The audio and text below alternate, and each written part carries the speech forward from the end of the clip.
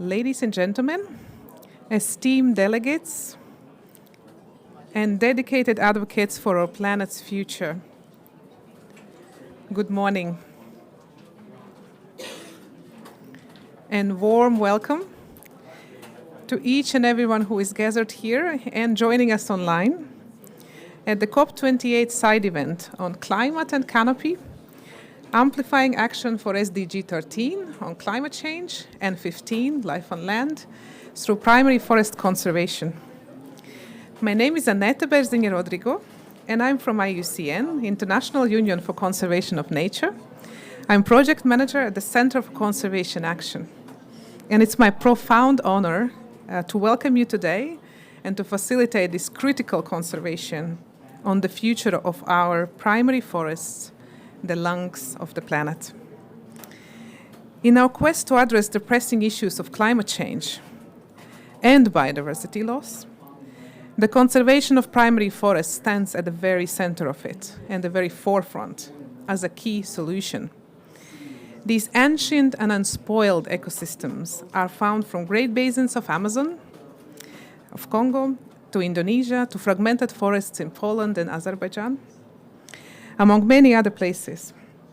These forests are known by different names in different places, including old growths, ancient, native, threatened forests also. The definition is widely accepted to be naturally regenerated forests of native tree species where there are no clear visible signs or indications of human activities and ecological processes are not significantly disturbed. But label isn't the most important here. Despite their critical role, these forests are under persistent and unparalleled threat. They're being lost at an alarming rate due to human activities, for example, indiscriminate logging, road construction, and other forms of exploitation. This is not just environmental crisis. It is a dire threat to our climate, biodiversity, and indigenous communities above all, whose lives are dependent and intertwined with these forests. Over the years, there have been significant efforts and investments, which is very encouraging, like the initiatives in the Great Basins Forestiers, for example. The push against clear cutting in North America and protection of fragments in Europe. Yet, we face the harsh reality today that ancient forests continue to be lost. This gathering is a call for action. It's a call to rejuvenate our efforts, to learn from past experiences, and to innovate for the future. Today, we will delve into deeper understanding of the multidimensional value of these forests. They are not just carbon sinks. They are more than that.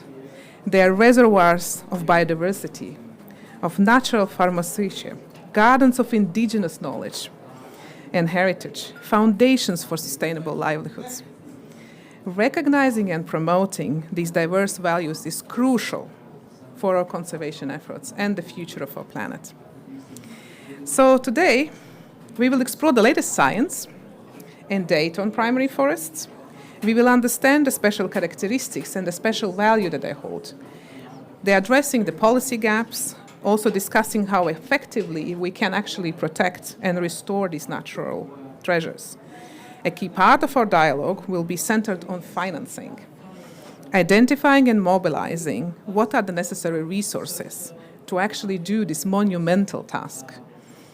And in this objective, increasing global recognition, support for primary forests, harnessing science to influence policy, credibly monitoring status and progress of our efforts, and building capacities in the countries to encourage these investments.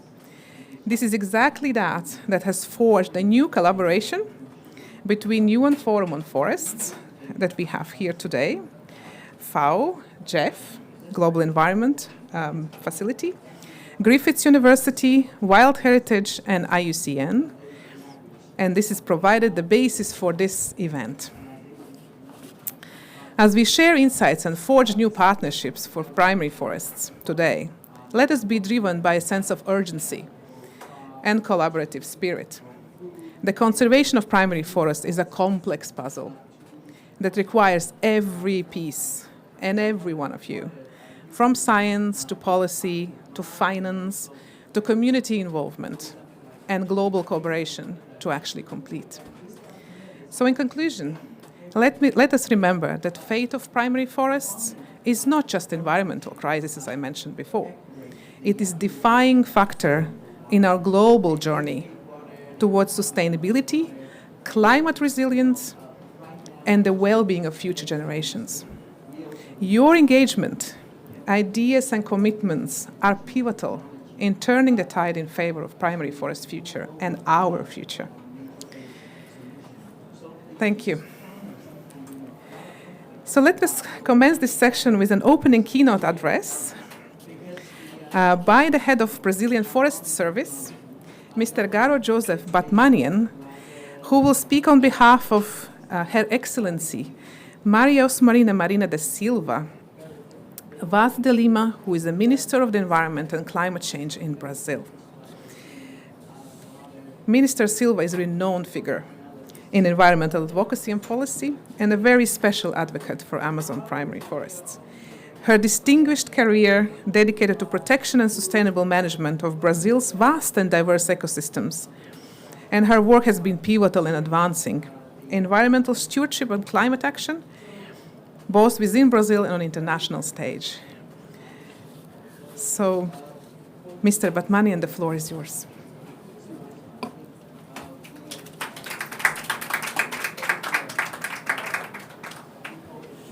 Thank you. Yes, I don't look like Marina, Mr. Marina. I don't speak like Minister Marina, and I'm not nearly as good as she is or inspirational as she is, but that's all you have. Minister Marina is the head of the Brazilian delegation, and there is some urgent topic going on in the negotiation that basically messed up everybody's agenda. And she's really, really sorry because she wanted to meet Ms. Juliette again. We didn't have the chance before this time around, but she's stuck in some kind of discussion or negotiation, and there is nothing we can do. We don't control that agenda when you have somebody negotiating. So, obviously, I would have spoken about forest on my own, but since I'm representing Minister Marina, I'll read her speech. Okay? Probably I'll put a sentence or two on my own. But first of all, I want to greet Ms. Juliette Bial, Director of the United Nations Forum on Forests, on whose behalf I greet all the other participants in the session, Pascal and the others, good friends of us, including members of civil society, government, international organizations, and the private sector. First, we commend the work that Ms. Bial is doing, heading the UNFF, and steering the UNFF in the direction of increasing the importance of the forest in the global arena, and also to make us focus on how we can deliver in the strategy for 2030. I think it's very important, and we really like to commend you for that work. I would also like to thank the organizers, FAO, GEF, IUCN, and of course UNFF for the invitation for this important event. The debate is very timely. Also, sorry that the speech was in Portuguese, so I'm reading in Portuguese and translating it to English when I speak. So if it looks like I'm stammering a lot, it's because my brain has to work several times over. This debate is very timely, and there is no doubt about the importance of our forests as producers of solutions for global sustainability challenges, reconciling economic prosperity with environmental protection and social well-being, especially for indigenous people and traditional communities, who are the main guardians of the forests and their social biodiversity.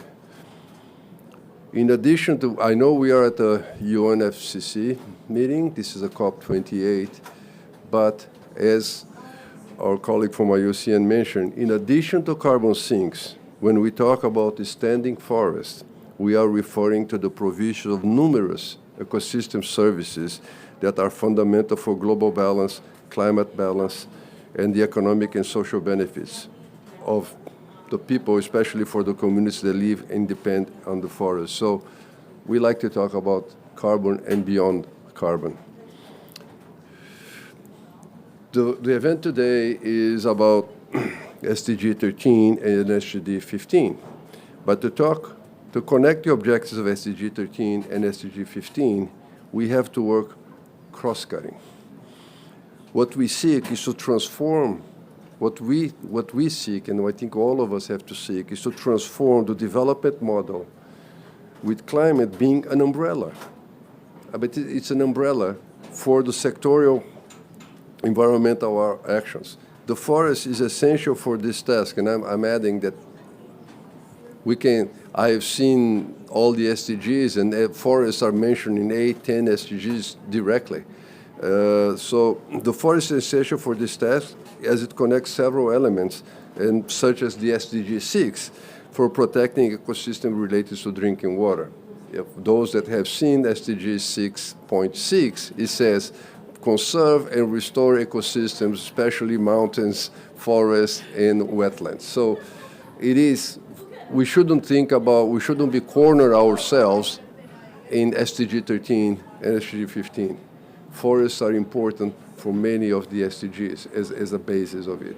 And I think we have to make that more clear to people because it increases the importance and the value of SDG, of forests.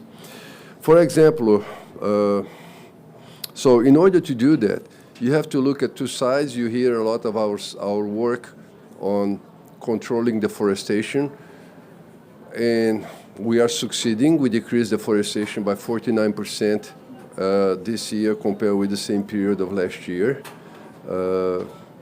under this new administration, and we are very pleased to inform that, so we come here in different standing, but we know that command and control alone is not going to get done. So this is a two-pronged approach. We have to continue with the command and control in a long trajectory, keep working on it, but we also have to work on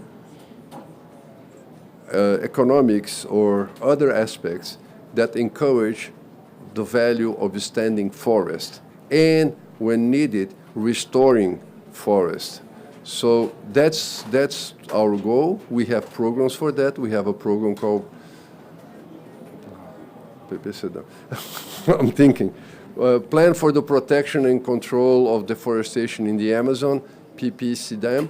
But the plan includes more than 20 ministers and is not only to control, but also to promote the well-being and the economics of it. It's very important. But what we're going to focus here in the rest of the speech is not on the command or control side, because that's a given. If you have a lot of illegal activities, legal activities cannot compete. So you have to create a legal environment for investments to take place. Now, that's taking place. We have several objectives to achieve, and I draw the attention to bioeconomy. Then one of them, for instance, in our NDC, is to restore 12 million hectares of degraded areas. Unfortunately, we do have degraded areas, and we want to restore it with a primary focus on water springs, water holes, and places of high biodiversity value. Why? Because that's also good for adaptation. That's also for SDG 6, because you are protecting headwaters. For instance, the headwaters in Cerrado, in the Brazilian plains, high plains, plateau, central plateau, where there is a vegetation called Cerrado, savanna woodland, where all the rivers that run from south to north to the Amazon start. The Tapajós, the Xingu, all of them start there, and that's where agriculture is taking place. So you need to work there. So we're talking about 12 million, not only there, but just give you an example why you need to look at this. And of course, places of high biodiversity value, you can have corridors, etc., and places where communities use the natural resources. For these objectives to be achieved, I draw attention to bioeconomy, which in a mega diverse country like Brazil represents a great opportunity to create a model of economic development based on the fair and equitable use of social biodiversity. Bioeconomy also represents an opportunity to include traditional and indigenous people and communities Quilombola communities were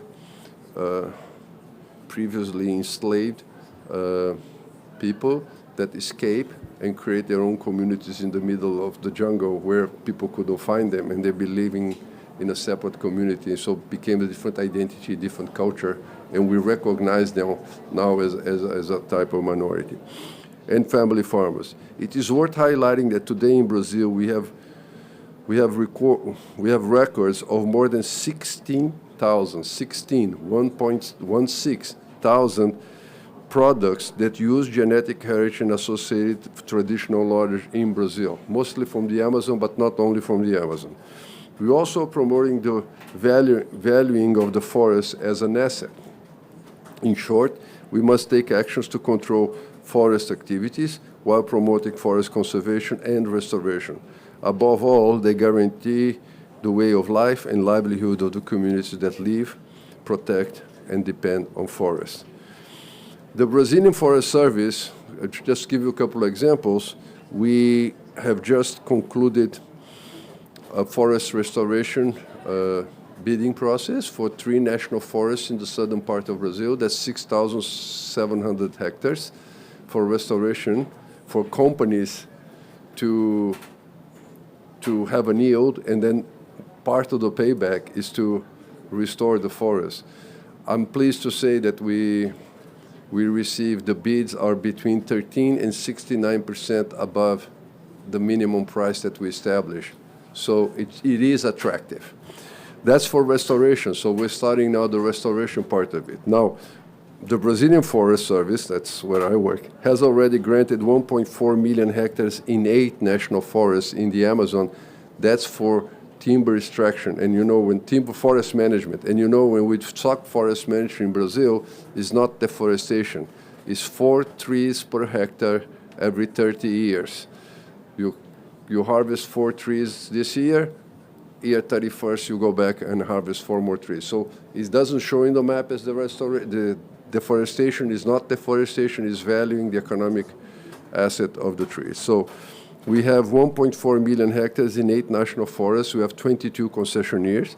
And these are projects that conserve the forest while generating income and formal jobs in cities with a lower human development index. Finally, we have an enormous common responsibility to prevent the environmental imbalance in our regions from reaching a point of no return. And in the Amazon, that's very specifically the case, that if we clear more of the forest, the ecosystem will be in a point of no return.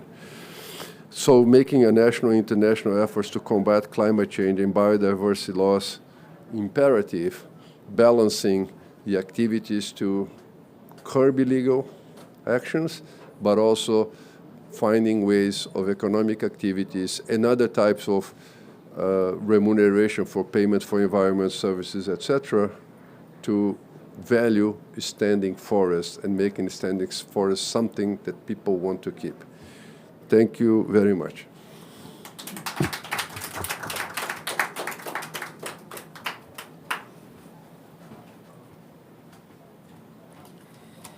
Thank you, Mr. Batmani, and that really sets our conversation straight to the center of the heart of it. And yeah, the minister's experience and leadership are invaluable guidance to all of us on primary conservation, primary forest conservation. So thank you very much. Now let us continue with an address from Julieta Biao, Director of the United Nations Forum on Forests. So Julieta is a director, and she really has an impressive career spanning over 32 years, and she has managed intricate projects in different parts of the world, across Africa, Latin America, Canada, focusing on environment, livelihoods that we spoke about today already, and gender equality. As a groundbreaking figure, really, she has been West Africa's first female forester, pioneering participatory project management.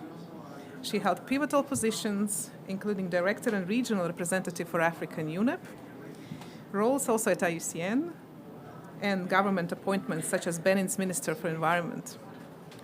and her remarkable journey, really, marked by a PhD in public policy and administration and esteemed awards, continues to shape global conservation efforts. So we're really honored to have you, Julieta, here.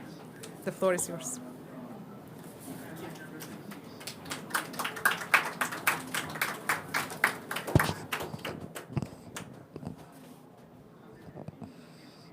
Excellencies, and I'm looking at the director.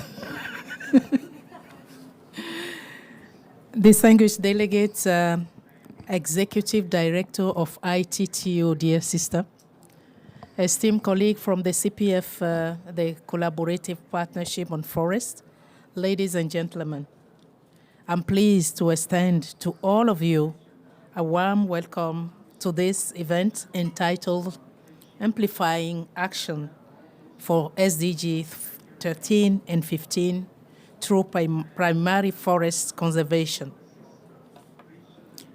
The purpose of this event is not only to remind the distinguished delegate of the importance of forests, but it's more importantly to remind the distinguished delegates and partners of the importance of forests as a climate action. We all are aware that we must accelerate our efforts to conserve primary forests and their landscape. These forests are the guardians of our planet's health and play a critical role in mitigating and adapting to climate change, harboring biodiversity, sustaining the hydrological cycle, and providing a myriad of benefit to local communities. Primary forests are carbon rich. Tropical primary forests alone are estimated to store over 141 billion tons of carbon. Without the irrepressible contribution of primary forests and intact forests to sustainable development, any of the Sustainable Development Goals and Global Forest Goals may not be achievable.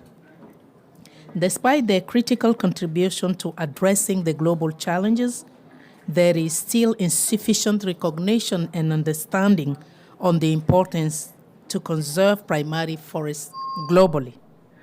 This lack of understanding and integration of the values and benefit of primary forests in forest financing strategies, national budgets, and global policy agendas has led to the inadequate prioritization, contribution to ongoing deforestation, and loss of vital ecosystems.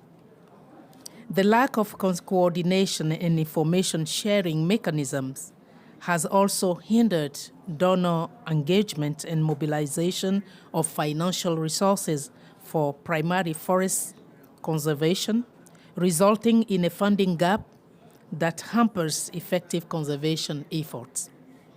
At the same time, there is a momentum being built to address these critical challenges facing the conservation of primary forests. In March 2023, the UN Secretary General presented an all-hands-on-desk climate action acceleration agenda to supercharge efforts to cut emissions and mobilize support to keep the goal of 1.5 degrees alive. In October 2023, leaders, experts, and scientists from the Amazon, Congo, and Southeast Asian forest basin countries met at the second summit of the three basins and emphasized the need for cooperation and knowledge sharing across these regions to protect these tropical forests.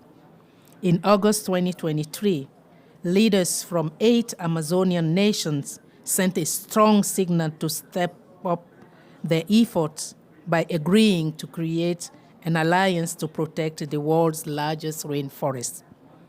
To achieve the SDGs, the Global Forest Goals, and the objective of the Paris Agreement, we must enhance our support to implementation, particularly to meet the capacity and financial needs of developing countries. In this context, I'm pleased to share that the UN Forum on Forest Secretariat is joining forces with our partners from the International Union for Conservation of Nature, IUCN, the Global Environment Facility, GEF, and the Food and Agriculture Organization of the UN FAO, along with Wild Heritage and Griffin University. As countries began to prepare the next cycle of their national climate plans and nationally determined contributions, this collaboration aims to facilitate and stimulate financing for primary forest conservation by establishing robust donor-recipient dialogue and coordination mechanism and providing information on financing opportunities. Through capacity development and information sharing, the collaboration will raise the visibility of primary forests among stakeholders, policymakers, and the public, transforming their perception and ensuring inclusion in forest financing strategies, conservation initiatives, and the global policy agenda. Dear colleagues, the forthcoming 90th session of the United Nations Forum on Forests will be held from 6 to 10 of May 2024 at the UN headquarters in New York.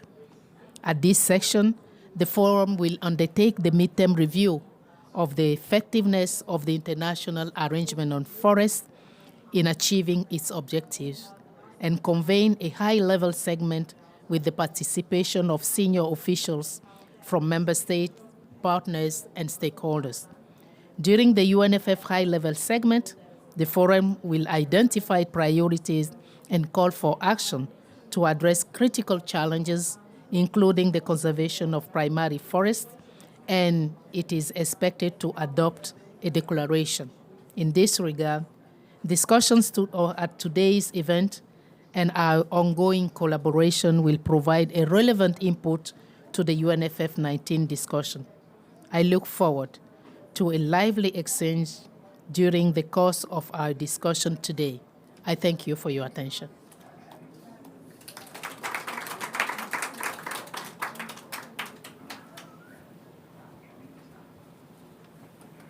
Thank you very much, Giulietta, for a very enlightening speech. It really does set our conversation here and the foundation for discussion today. So we now transition to our panel discussion with esteemed guest here today. And we'll be focusing on strategies and collaboration for primary forest conservation. And our esteemed panelists will each provide a 3-minute opening statement, followed by a series of prepared questions as well. I also see that we are short of time a little bit, so we might have to keep it shorter than we planned. Thank you. I guess I'll join you there.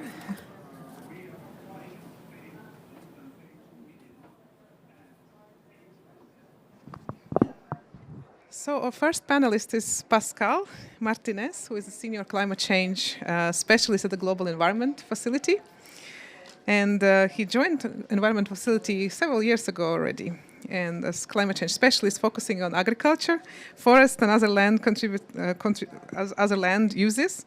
And he contributes to implementation of GEF strategy, supporting development countries to meet their commitments in the frameworks of different international environmental agreements. So really pleasure to have you here today with vast experience and career. He has also had opportunity to develop activities in different areas of natural resource management. So we're delighted to hear from Pascal today.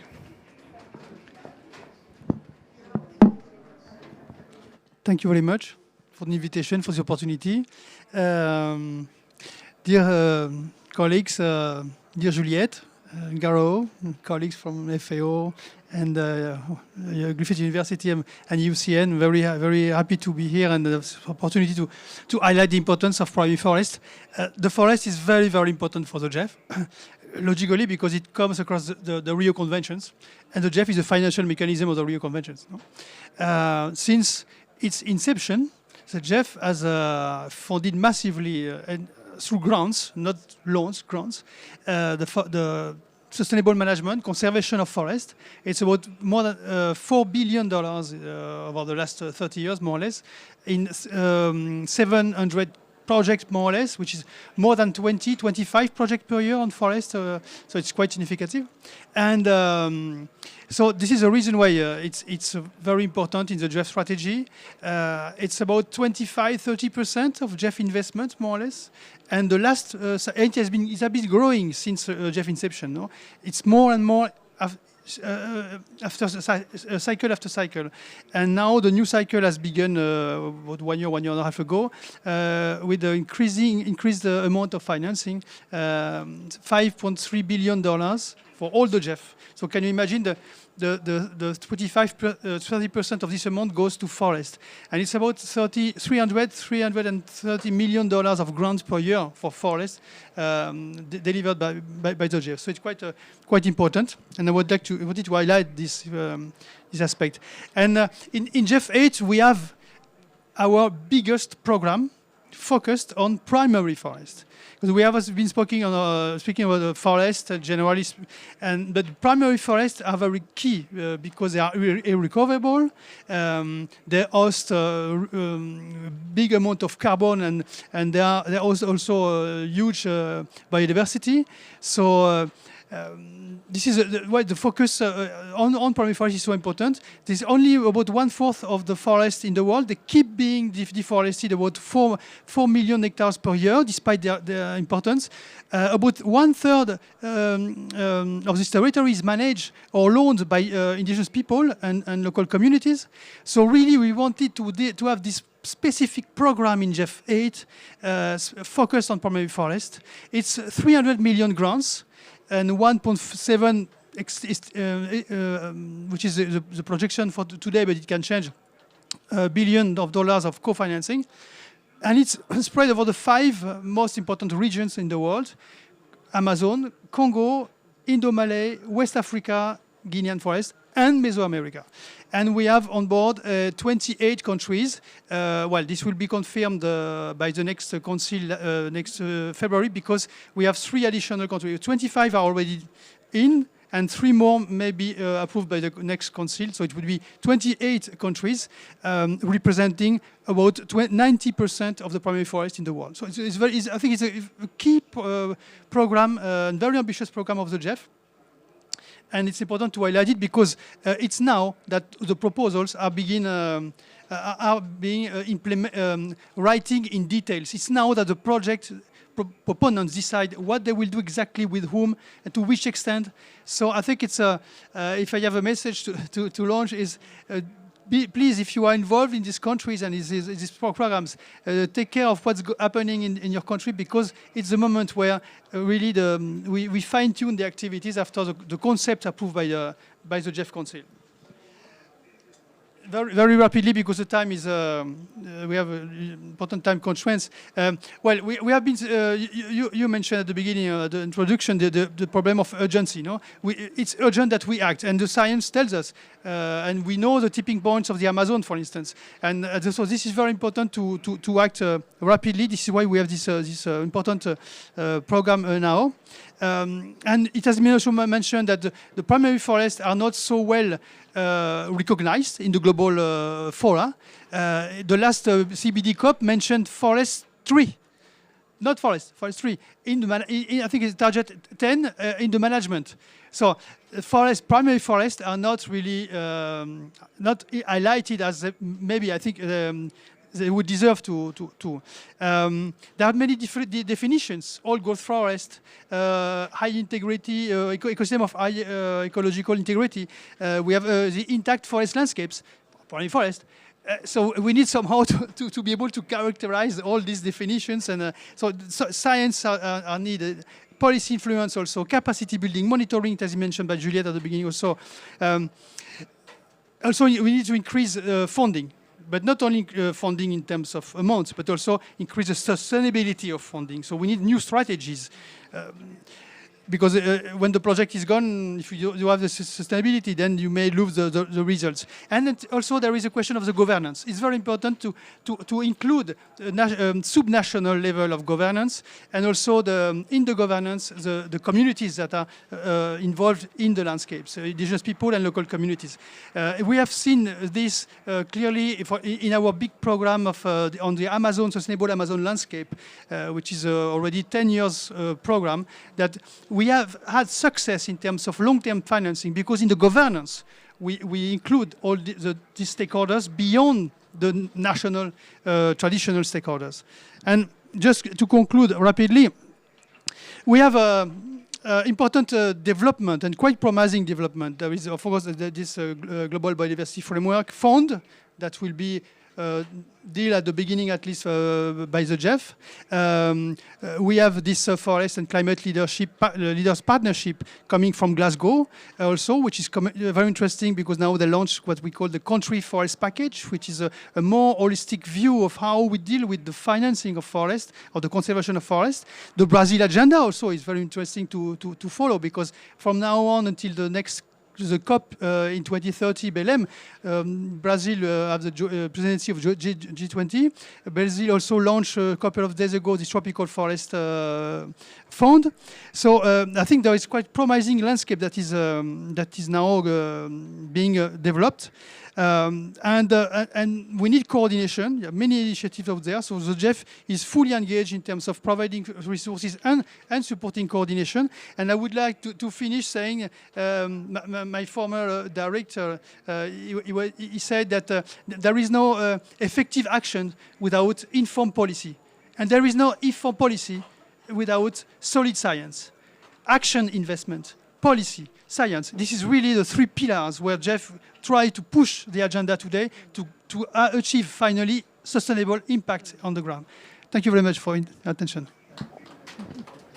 Wow, thank you, Pascal. That's really very enlightening, especially touching about the holistic view, the different levels, and really a nice segue to science. And here we have today Professor Brendan Mackay, who is Directorate of Griffin's Climate Action Beacon at Griffiths National University.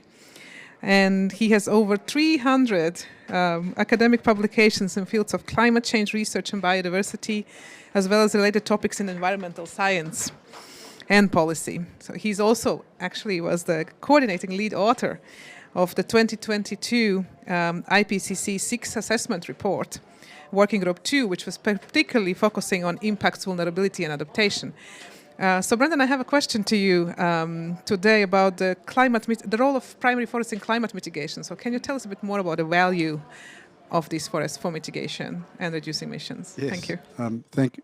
So the microphone's working. You can all hear me. Thank you. I've got a bit of a croaky voice, so and I can assure you that your translation of Portuguese to English is orders of magnitude better than my translation of English to Portuguese. So you did very well. And I'd like to thank all the delegates for coming, and also pay my respects to any First Nations people with us today, and pay my respect to their elders, past, present and emerging, because they have a very important role to play in what we're talking about today. And we've heard everyone has spoken about the multiple ecosystem service benefits that come to forests. The point I want to make with this slide is that primary forests provide superior ecosystem services to secondary regrowth forests and degraded forests and plantation forests. As our distinguished first speaker said, if you wish to log a forest for its wood, there's economic value in that, but there's trade-offs, right? There's trade-offs with these other values.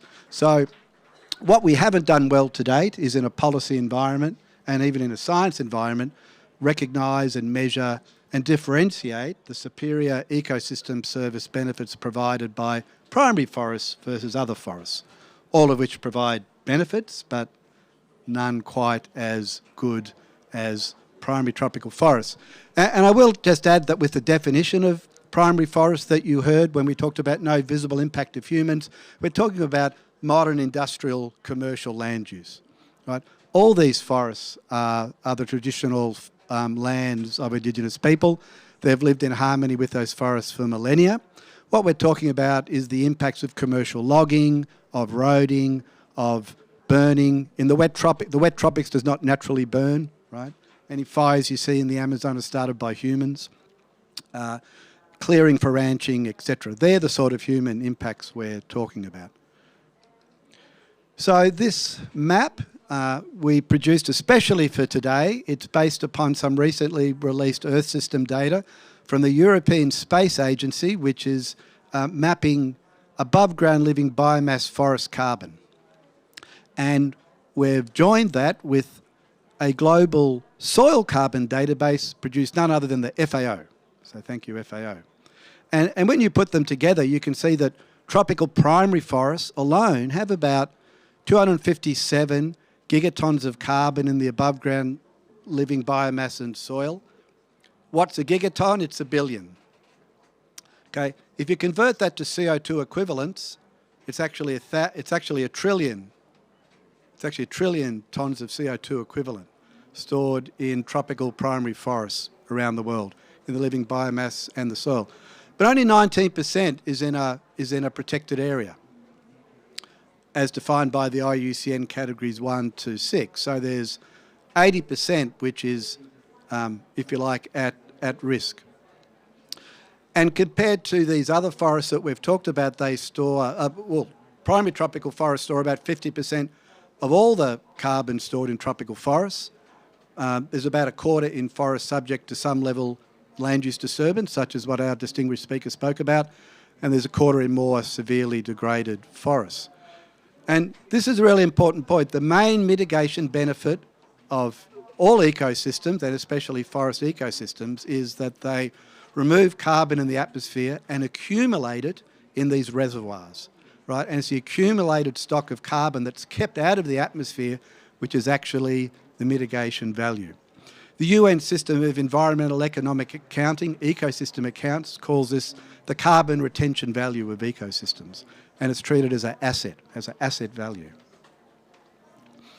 This map is actually showing the density of forest carbon per hectare. It also, and the green is tropical forests, the orange is temperate forests, and the blue is boreal forests. And it shows that temperate and boreal forests are largely the sovereign responsibility of the global north, but tropical forests are, very much the responsibility and fall within the sovereign domain of the least developed and emerging economy countries in the global south. And finally, because I know we're over time, I mentioned that only 20% of primary tropical forests are found in a protected area, the other 80% aren't, but most of them are the Indigenous territories. And I've got two case studies here which show how Indigenous communities are protecting their forests. The image on the left is from Brazilian Amazon, the southeast. The green area defines the territory of the Kaiapó Tribal Alliance, and the yellow colours you can see, or the colours you can see around, are all the fires that have occurred between 1985 and 2022. This is from, obviously, satellite analysis. And all those fires are artificial, all those fires are started by people. And you can see, especially to the north and to the west in particular, the western edge, you can see that the line has been held firm. So the Kaiapó Tribal Alliance is protecting 9.4 million hectares of primary forest, which stores, we have worked out, about 1.5 billion tonnes of forest carbon, above ground living carbon, and another 500 million tonnes of soil carbon. And how are they doing that? Well, I think this is a very salutary lesson. One is the rule of law that we heard about before. Their traditional tenure is constitutionally recognised, and I'm not sure what the current administration is doing, but prior to the previous administration in the Brazilian government, there was very active support from the National Environment Ministry in terms of on-ground work. But the main way the forest is being protected is that the Kaiapó Tribal Alliance have formed their own NGOs. They have offices in Brasilia and in the main settlements, and they have a capacity building and training program where the young men from the Tribal Alliance are trained as border guards and Border Patrol security guards, which they like. They have a warrior culture. The young men find this work very rewarding and it's paid employment. But they actually staff the border guard posts on the entry points, including the river, and patrol the borders and actively intervene when they find illegal activities. And the total cost of that border security effort is about $3 million a year, which currently is largely run by international NGOs who fundraise. So if we're looking for an example of where payment for ecosystem services could help, the Kaipo Tribal Alliance is an exemplar, I would suggest. And very quickly on the right, this is another community we've been working with in Papua New Guinea, in the territory of New Ireland to the north of Papua New Guinea. The communities there have very extensive areas of mangrove forests, where they've formed a community legal entity called Infinity Blue, who are helping develop the community's capacity to manage these forests and to receive and make use of payment for ecosystem service schemes of one kind or the other. So there we have two examples of local Indigenous communities who are actually showing what's possible. Thank you. Thank you very much. Thank you. Thank you, especially in enlightening the solutions. I think we really have to get into action mode quite a lot. And yeah, it's very amazing to see what's possible and what's concretely being done. So thank you for sharing that. So yeah, and we also have Amy Duchel here from FAO, who is the Senior Forestry Officer and Team Leader for Climate Change, Center for International Forestry Research. Sorry, she has an impressive career. Yeah, so Team Leader for Climate Change and Resilience, in FAO Forestry Division, and previously, indeed, she worked for the International Forestry Research in Indonesia, where she led climate change, energy, and low carbon development teams. So really continue on what Pascal was just telling us about.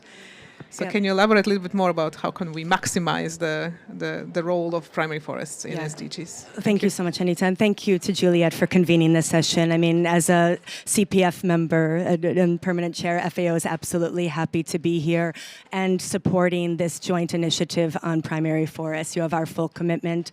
Thank you also to Gado for the Brazilian example and the great Brazilian work, leading the way always, and to the panelists, my fellow panelists and friends. So maybe very briefly, I will just say that as part of the joint initiative on primary forests, one of the aspects that FAO is coming in with is the importance of primary forests for climate change regulation and biodiversity, as relates also to agricultural productivity and food security. And so really making primary forests stand out as part of the transformation of agri-food systems that FAO is trying to achieve. And so that's our entry point. For the 2025 edition of the Global Forest Resources Assessment, FAO is working on a special study on primary forests to review definitions, monitoring methods, and then provide guidance to countries to support consistency and comparability in estimates of the extent of primary forests. Very soon, I hope as soon as next week, we will release a policy paper on the critical significance of primary forests for climate change mitigation and adaptation based on the latest science. And I'm pleased to meet Professor Mackey in person because we drew a lot on your work for this. And the paper really emphasizes a few points. I mean, we know primary forests are a vital carbon stock, but this high ecosystem integrity, the quality component of those forests is really under-recognized. And so we try to elevate that in this paper, that it also, I mean, it lends greater stability and resilience to the carbon stored in those ecosystems. So it's all quite related.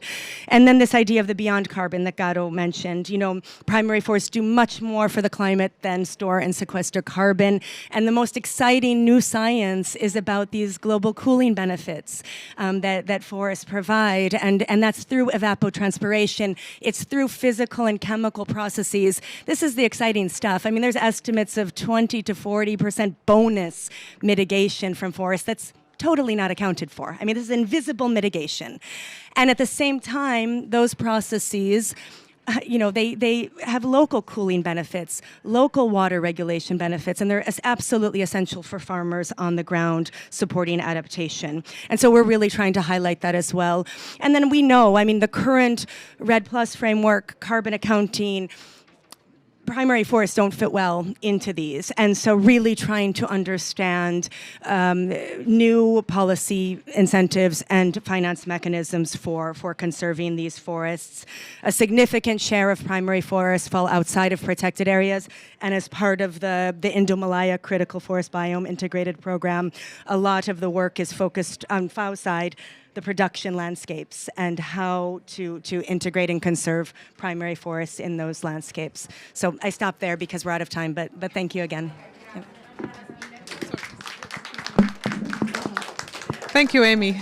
Indeed, interesting term of the bonus mitigation that you mentioned, and really and also the fact that we need to protect more, and it's really just 19% right now. But the benefits are huge.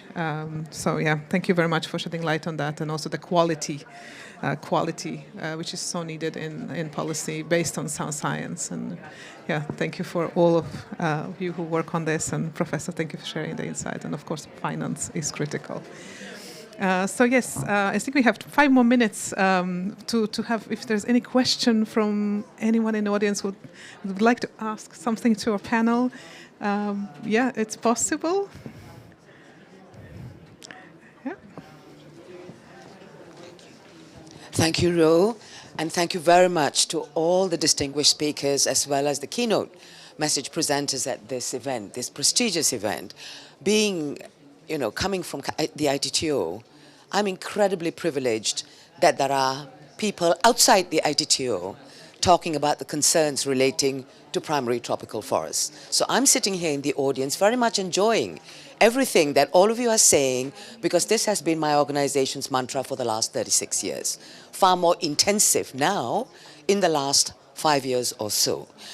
I wanted to ask, how can we accelerate inclusive action amongst us?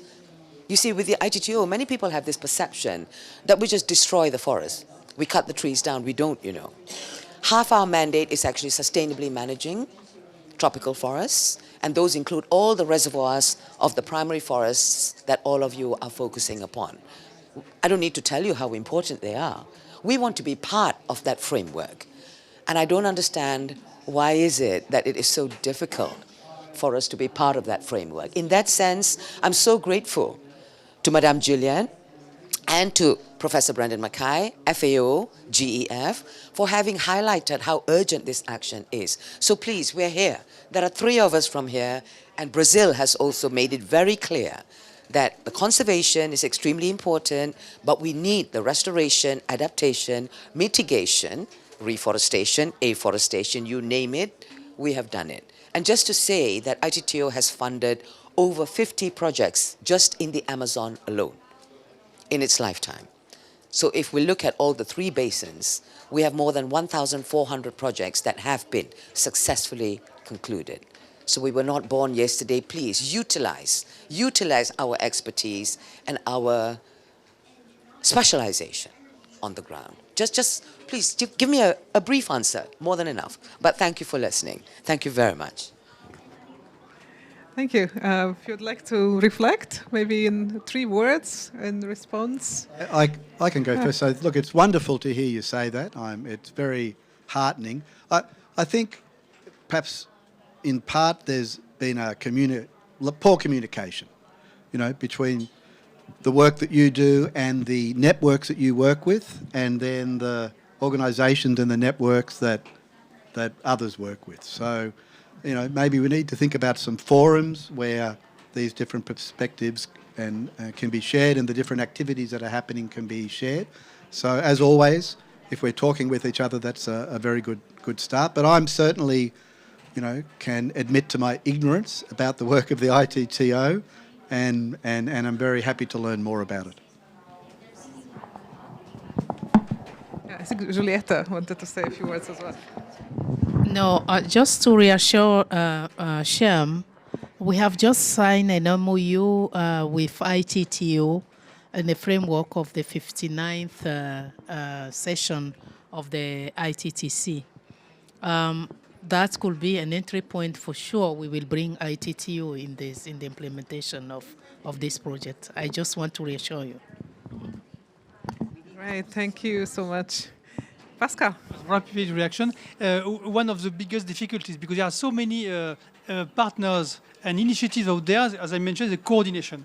And to be able to coordinate also, we need to take into account of the timelines of each of the partners. And very often, the problem of the coordination is because we have different modalities, different timelines. And because you mentioned 15 projects in Amazon, I don't know when and where. But what I can tell you, what I mentioned also before, is that because of we are now, right now, elaborating these 5 sub-regional programs on primary forest, these sub-regional programs include a specific coordination platform. And I think this is where you have an entry point to discuss with the other partners on your timeline and your agenda and how you can bring in the table, because this is exactly what we are aiming at, to put all the relevant stakeholders together to have more impact. So I think the agenda is great. I've got another thought, if I may. So I think, it is possible to find kind of points of contact where there are these co-benefits. So one of the big challenges for protecting primary forests is at the transition. If you have a hard transition between a primary forest and large-scale intensive agriculture, it's very hard to stop the encroachment. So I think, if there's a focus on restoration and integrated landscape approach with agro farming, etc., to think about how they can be strategically located to help buffer the perimeter of primary forests, etc. I think that could be one way strategically of finding some common programmatic work. Thank you. Great, and to wrap up, we have a few more thoughts from Brazil, which is great. Now I'm speaking for myself. What I think is urgently needed is the meeting of the minds to discuss how to scale up the projects, why those projects are not being scaled up. ITTO has 50, GF got to have another 100, you must have work, you show your great work. What is preventing us from scale up? Is it policy? Is it credit? Is it financing? What is it? Because before I joined the Forest Service, I've done many of those projects myself. And we call it pilot or demonstration, but we never have a good plan to make that scale up to the size of the demand of the country. So we work one indigenous land, but that doesn't work for all the indigenous land. We do one park, but it doesn't work for all the parks, because the system is not very good, requires 5 PhD per hectare, that's not going to work, or because there is no credit or something like that. So it would be interesting, maybe it's not to create a new pilot, but UNFF convey those that are the best pilots, the best practices, and look around, using a landscape approach, what is needed to scale those up. And I think that's what we are now, because it's not about generating no knowledge, it's how to scale up the existing knowledge. We can continue generating no knowledge, we have to. But what I keep saying to others is that the knowledge we have now, we should be in a better position than we actually are. If we had fully applied the knowledge we already have, we should be in a better position we are now. So why we're not?